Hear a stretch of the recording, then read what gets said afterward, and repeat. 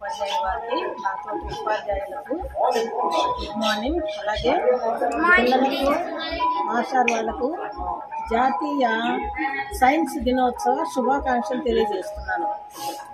Science అనంటే ఏదైనా కష్టమైన దాన్ని సరళతరం చేసి దాన్ని సైన్స్ అని అంటారు. సైన్స్ అనే పదానికి అదే అర్థం.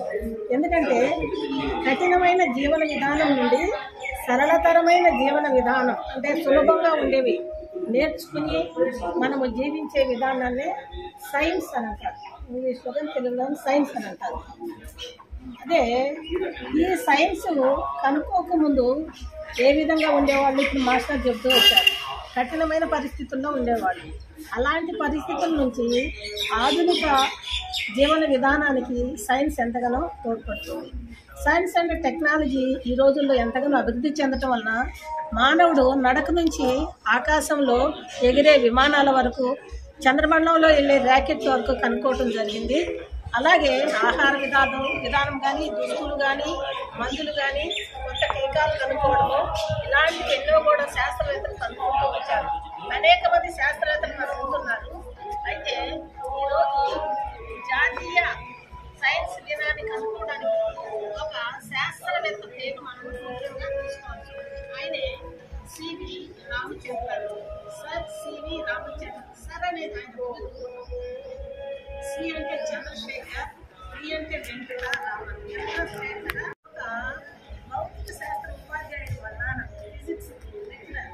అలాగే వాళ్ళమ్మ మంచి సంగీత విద్వాంసురాలు అన్నమాట. చిన్నప్పటి నుంచి కూడా సంగీతం కలిగని ఏదైనా ఒక వృత్తిలో ఉన్నారంటే పిల్లలకు ఆటోమేటిక్గా వస్తారు. ఒక చట్టపడి చేసి తల్లున్నారంటే వాళ్ళకి ఎంతో కొంత వస్తుంది. ఒక డాక్టర్ పిల్లలు ఉన్నారనుకుంటే ఆ డాక్టర్ చేసే వృత్తి వాళ్ళ పిల్లలకి కొంత అప్పుతుంది. అలాగే ఈ సివి రామచంద్రన్ కూడా భౌతిక శాస్త్రం పట్ల మక్కువ, అలాగే వాళ్ళమ్మ మంచి సంగీత విద్వాంసురాలు. సంగీతం పట్ల కూడా మంచి మక్కువగా ఉండేవాడు. అంటే చిన్నప్పటి కూడా చాలా చురుకుగా ఉండేవాడు. ఎప్పుడూ లేజీగా ఉండేవాడు కాదు సివి రామచంద్రన్. అలాంటి రామచంద్రన్ గారు అన్ని తరగతుల్లో ఫస్ట్ ఉంటా వచ్చేవాడు. అన్నిట్లో కూడా మంచి బహుమతులు తీసుకుంటూ ఎప్పుడూ కూడా ఏదో ఒకటి కనుక్కోవాలని ఒక మంచి ఆసక్తి విద్యార్థి. క్లాస్లో టీచర్స్ అందరూ కూడా ఆయన బాగా మెచ్చుకునేవాడు. ఎందుకంటే ప్రతిదీ కూడా ఒక సబ్జెక్ట్ అనే కదా ప్రతి దాంట్లో కూడా ముందుంటా ఉండేవాడు. అలాగే ఆయన పరిశోధన చేసి శబ్ద తరంగాల్ని కనుగొంటూ వచ్చాడు. అలాగే భౌతిక శాస్త్రం మీద బాగా పట్టు సాధించిన తర్వాత రామన్ ఎఫెక్ట్ అనేది కనుగొన్నాడు. ఒక కాంతి పట్టకం ద్వారా వెళ్ళినప్పుడు అది విచ్ఛిన్నం చెంది అంటే కాంతి రేఖలు చల్లా చెదురైపోయి 7 రంగులు అంటే ఇంద్రధనుసులాగా ఏర్పడుతుంది అనే విషయాన్ని రామచంద్రన్ కనుక్కున్నాడు అనమాట. దాన్నే రామన్ ఎఫెక్ట్ అంటారు. ఈ రామన్ ఎఫెక్ట్ కనుక్కున్నారు కాబట్టి దానికి దానికి రామన్ ఎఫెక్ట్ అనే పేరు పెట్టారు. ఈరోజు ఆయన పుట్టినరోజు సందర్భంగా మనము సివి రామచంద్రన్ గారికి గుర్తుగా మనం ఈరోజు సైన్స్ దినాన్ని మనము జరుపుకుంటున్నాం. మిగిలిన విషయాలు మధ్యాహ్నం మాట్లాడుతున్నాం. Thank you.